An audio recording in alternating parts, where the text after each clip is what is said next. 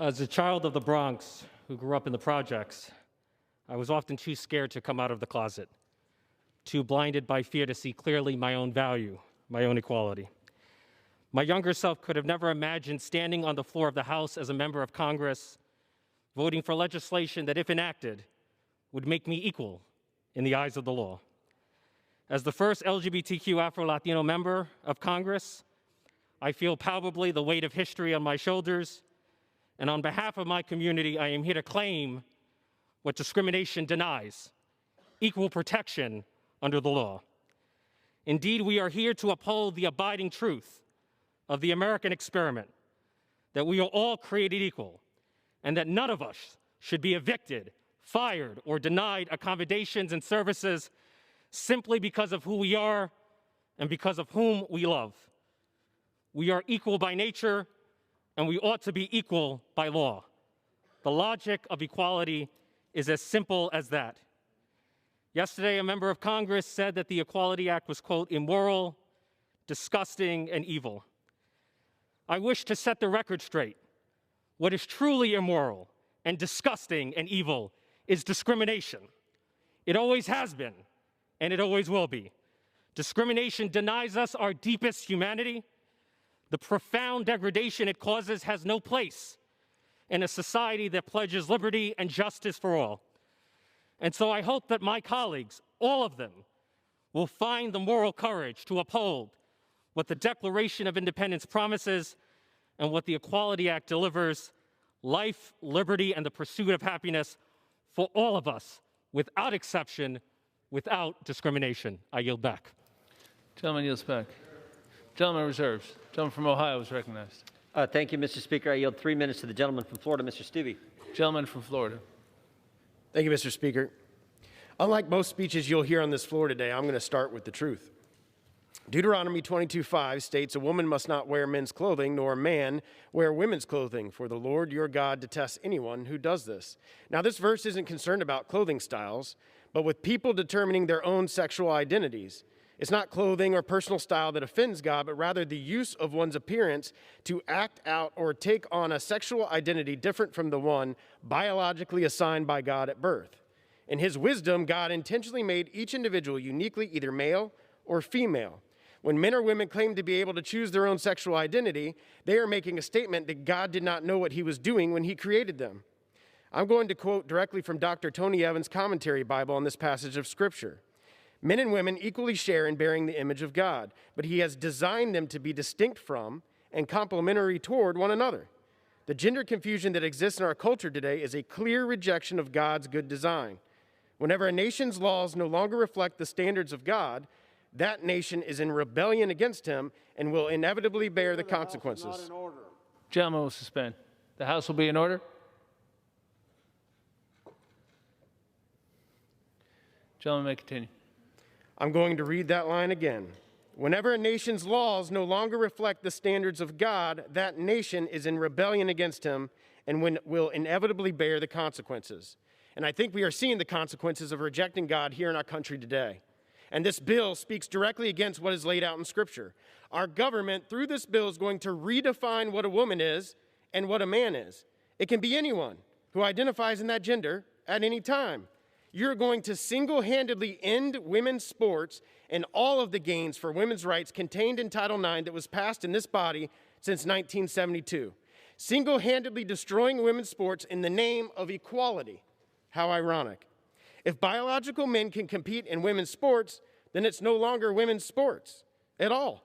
We might as well just have one sports team per event, and women, transgender men, transgender men can all compete against each other. How is that for equality?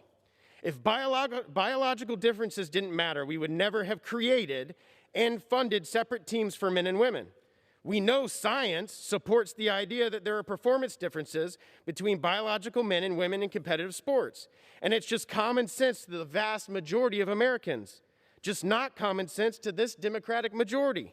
In Connecticut, 3 high school female track runners have had to file a lawsuit because their Title IX protections were violated by biological male athletes competing against them. They had no choice but to file suit after they were forced to compete against biological male athletes. And after those biological male athletes brought home 15 women's state championship titles.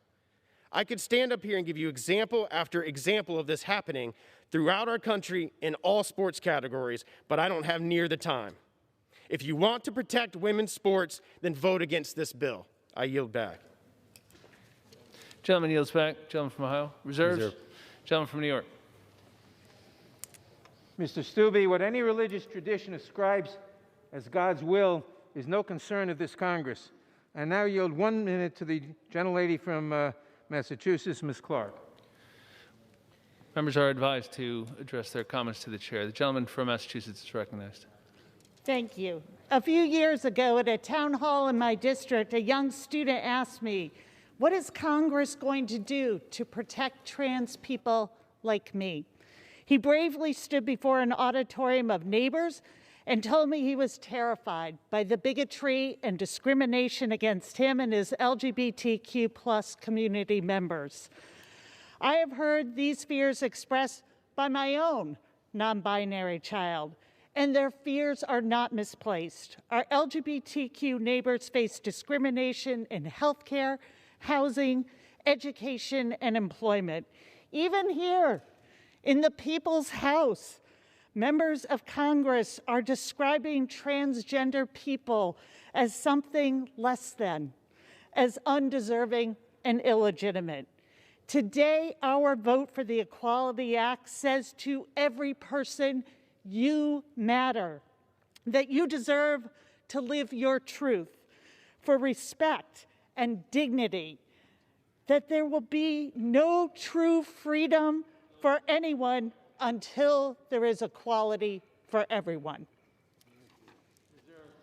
Gentleman reserves. Gentleman from Ohio is recognized. Reserve. Gentleman reserves. Gentleman from New York.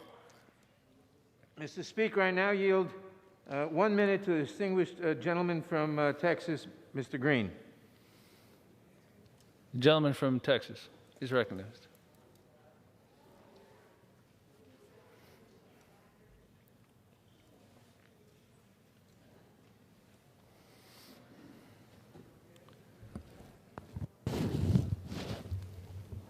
And still I rise, Mr. Speaker. You used God to enslave my foreparents. You used God to segregate me in school. You used God to put me in the back of the bus.